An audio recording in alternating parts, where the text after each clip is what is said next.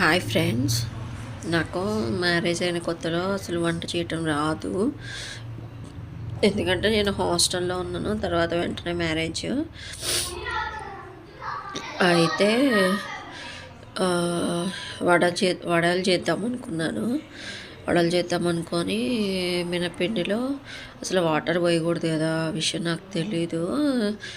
నేను అడుగుదాం అనుకున్నాను. సరే ఏముందిలే వడలేగా అని చెప్పి దాన్ని మిక్సీ వేసి చేయడమేగా అని చెప్పి అనుకున్నాను.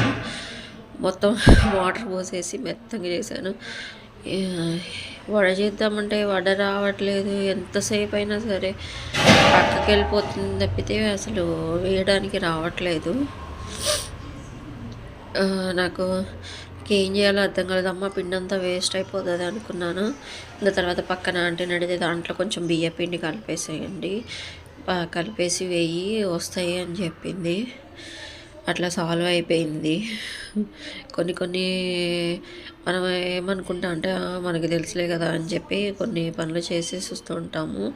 ఏదైనా ఒక పనిని ఒక బ్రీఫ్గా అంటే క్లియర్గా క్లారిటీగా మనకి 1-2 సార్లు తెలుసుకొని మనం చేస్తేనే మనకి ప్రాబ్లం అనేది రాకుండా ఉంటుంది.